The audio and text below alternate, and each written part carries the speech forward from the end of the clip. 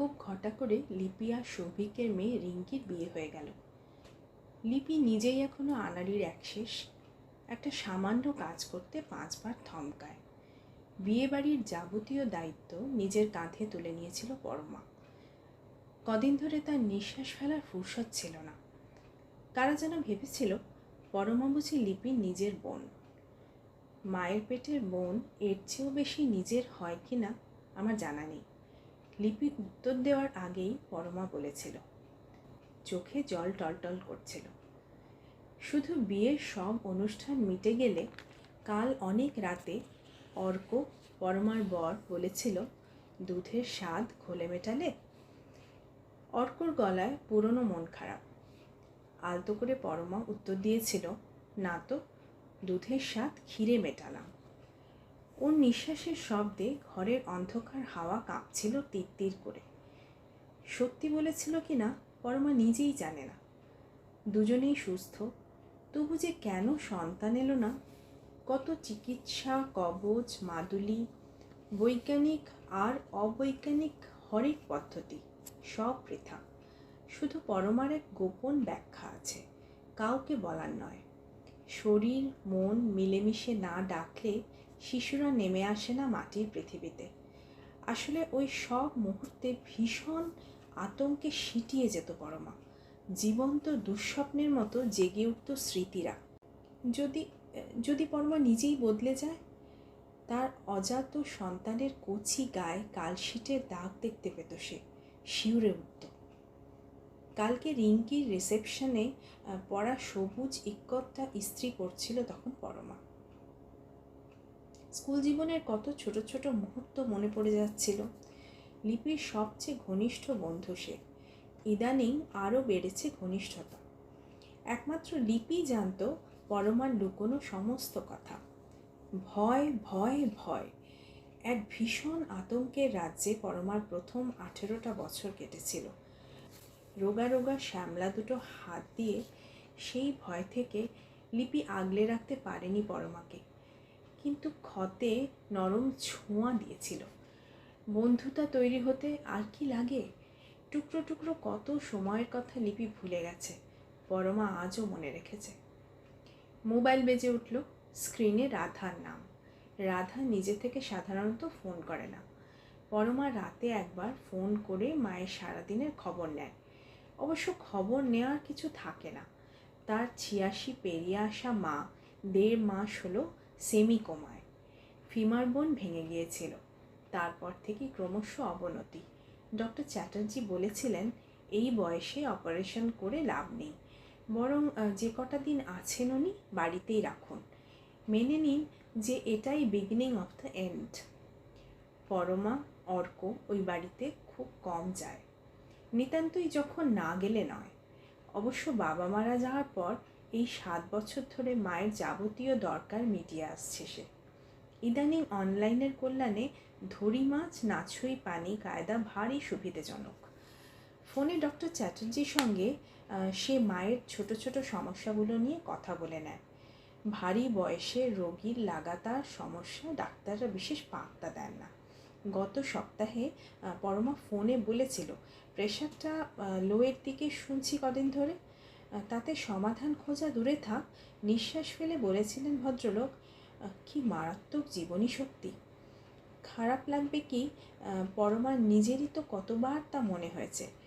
কাঁটা হয়ে থাকতো, বিয়েবাড়ি চলার মধ্যে কিছু না হয়ে যায়। এখন ভাবলো এবার সত্যিই শেষ বোধ হয়, নইলে রাধা নিজে থেকে কেনই বা। দিদি, তুমি চলে এসো এক্ষুনি, দাদাকেও বলো। উত্তেজিত গলা রাধার, হাঁপাচ্ছিল। কথা কেটে পরমা ঠান্ডা গলায় বলল, আসছি। জিজ্ঞেসও করলো না কি হয়েছে। তখন হাউমাউ করে কাঁদতে লাগলো রাধা।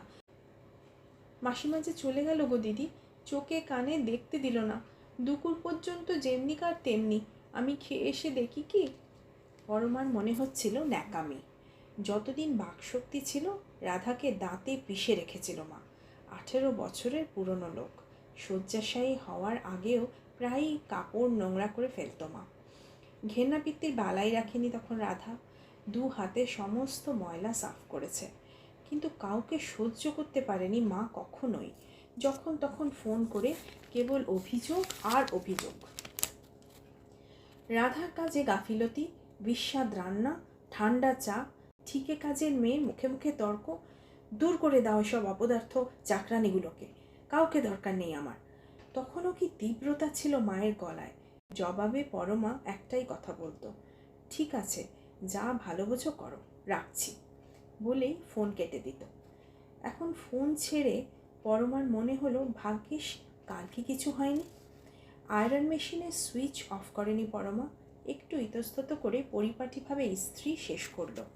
তারপর হাউস কোট ছেড়ে একটা কুর্তা পালাজো গলিয়ে তৈরি হলো। মা পছন্দ করতো না, বিয়ের আগে শাড়ি ছাড়া আর কিচ্ছু পরতে দেয়নি। একমাত্র মেয়ের নির্দোষ একটা শখেরও তোয়াক্কা করেনি মা কখনো। বনানীর জন্মদিনে শাড়ি পরে বেরিয়েছিল পরমা বাড়ি থেকে, তারপর লুকিয়ে লিপির ফ্রি সাইজ সালোয়ার কামিজ পরে নিয়েছিল। বাড়ি ঢোকার আগে আবার শাড়ি। তখন 12 ক্লাস, পরদিন কীভাবে যেন টের পেয়ে গিয়েছিল মা। সঙ্গে সঙ্গে সেই পাট করা শাড়িটা টেনে দাঁত দিয়ে ছিঁড়ে কুটি কুটি করে ফেলেছিল। আলু ঠালু চুল ছড়িয়ে পড়েছিল বুকে কাঁধে, ভয়ানক আক্রোশে বিকৃত মুখ। কেমন বিকৃত জান্তব দেখাচ্ছিল পরমার সুন্দরী মাকে। আতঙ্কে দূরে দাঁড়িয়ে কাঁপছিল পরমা। ওদের বাড়িটা ছিল সমস্ত স্বাভাবিকতা থেকে বিচ্ছিন্ন একটা দ্বীপ। ওখানে মায়ের কথাই শেষ কথা। মনে মনেও কেউ তার ইচ্ছের বিরোধিতা করবে সহ্য করতে পারত না মা। আরও আগে পান থেকে চুন খসার অপেক্ষা। স্কুলের পরীক্ষায় একটা অঙ্ক কাটা গেছে, বানান ভুল, টিউশন থেকে ফিরতে সামান্য দেরি, পড়ার টেবিল অগোছলো। মা জিজ্ঞেস করার আগেই মারতে শুরু করতো। রুটি বেলার বেলুন, চটি, স্কেল, হাতের কাছে যা পেত তাই দিয়ে। কি সাংঘাতিক সে মার! কালশিটে পড়ে যেত তার হাতে পায়ে, চুল ছিঁড়ে যেত, গালের আঁচড়ে রক্তের ছোপ। যন্ত্রণায় ডুকরে কেঁদে উঠত সে, তবু থামত না মা, যতক্ষণ না নিজে হাঁপিয়ে যেত। বাবা বাড়িতে থাকলে আটকাতেন, তখন বাবাকে নিয়ে পড়ত মা। বাবার অপদার্থতার কথা চিৎকার করে বলতো, গোবরের তাল, গোবরের তাল একটা, লোকে বলে ভালো মানুষ, নিকুচি করেছে ভালো মানুষই। তোমার বাবা আমার পড়া বন্ধ করে আমার সমস্ত জীবনটা নষ্ট করে দিয়ে তবে মরেছে। কেন? তখন তো নিজের বাবার ওপরে একটা কথা বেরোয়নি মুখ দিয়ে। আমার ম্যাট্রিক ক্লাসের মেডেল কোন কাজে এলো? ডিস্ট্রিক্ট ম্যাজিস্ট্রেটের বউ নিজে হাতে পরিয়ে দিয়েছিল গলায়, কিন্তু চাকরানি হয়ে বাড়িতে আসা, সব চুলোর দৌড়ে গেল। কি চিপটিনি কাটা কথা ছিল তোমার বাবার? মা কলেজে পড়তে চেয়েছিল, চাকরি করতে চেয়েছিল। তখনকার ফ্যাশনে শখ করে হাত কাটা ব্লাউজ পরতে চেয়েছিল, কিন্তু পরমার সেকেলের ঠাকুরদা সেসবের কোনোটাই হতে দেননি। পরমার বাবা খোলাখুলি স্ত্রীর পক্ষ নিতে পারেননি, নিজের বাবার কথা প্রতিবাদে কিছু বলতে পারেননি, নিজের বাবার কথার প্রতিবাদে কিছু বলতে পারেননি। পরমা জন্মানোর আগেই ঠাকুরদা মারা গেছেন, তবু একটা উপলক্ষ পেলেই কোন কালের ব্যাপার টেনে এনে ফুঁসত মা। জমা রাগ উগরে দিত, বারবার উগরে দিয়েও জীবনে কখনো ফুরোয়নি মায়ের সেই আক্রোশ। একবার পরমা সাহস করে খুব ফিকে গলায় বলেছিল, তা তুমি আবার নতুন করে লেখাপড়া শুরু করো না, প্রাইভেটে পরীক্ষা দিয়ে। কথা শেষ হয়নি, গর্জন করে উঠেছিল মা, গাড়লের মতো কথা বলো না, সময় চলে গেলে আর ফেরে না, যখন যা হওয়ার কথা তা না হলে আর কোনো কালে হয় না। এখন সেই মন আছে না স্মৃতিশক্তি আছে? সব সব গেছে তোমাদের এই সংসারে হাঁড়ি ঠেলতে ঠেলতে। মায়ের সুন্দর পাতলা ঠোঁট বেঁকে বিকৃত হয়ে গিয়েছিল, ঘন ঘন নিঃশ্বাস পড়ছিল, চোখে কি বিভৎস ঘেন্না! দেখে ভয় কাঠ হয়ে গিয়েছিল পরমা। বাবা আর মেয়ে ছিল যেন মায়ের জঞ্জাল ফেলার আস্তাপুর। বাবা খোঁজ খবর চালাচ্ছিলেন তলে তলে। 12 ক্লাস পাশের পরেই তাড়াতাড়ি বিয়ে দিয়ে দিলেন মেয়ের। ওই অসুস্থ পরিবেশ থেকে মুক্তি, পরমা পালিয়ে বেঁচেছিল, এ বাড়িতে এসে নিঃশ্বাস ফেলেছিল। খুব বেশি কিছু চাওয়ার ছিল না পরমার, একটুখানি স্বাভাবিকতা ছাড়া। অর্কর কাছে প্রথম থেকেই নিরাপত্তা পেয়েছিল সে। তার বাবা মা ছিলেন সহজ মানুষ, মন খুলে কথা বলা যায় যেখানে। প্রণাম করে উঠলে অর্কর মা যখন চিবুক ছুঁয়ে আদর করতেন, বুক ভরে যেত তার। বাবা আসতেন প্রায়, খোলা গলার হাসি ভাসত এ বাড়ির হাওয়ায়। পরমার মনে হতো পৃথিবীতে তার চেয়ে বেশি সুখী আর কেউ নেই বুঝি। দুঃস্বপ্নের মতো ওই বাড়িটাকে ফিরে এসেছিল সে, আর কখনো রাত কাটায়নি। মায়ের সঙ্গে বরফের মতো ঠান্ডা, শক্ত, দুর্লঙ্ঘ দূরত্ব তৈরি করে নিয়েছিল ক্রমশ। এখন বেরোনোর আগে পরমা অর্ককে ফোন করলো। রিটায়ার করার পর সে একটা কোম্পানিতে কনসালটেন্সির কাজ করছে। খবরটা দিতে চুপ করে রইল কয়েক মুহূর্ত। তারপর সম্ভবত একটু উচিত অনুচিত ভেবে নিয়ে বলল, শান্তি পেলেন।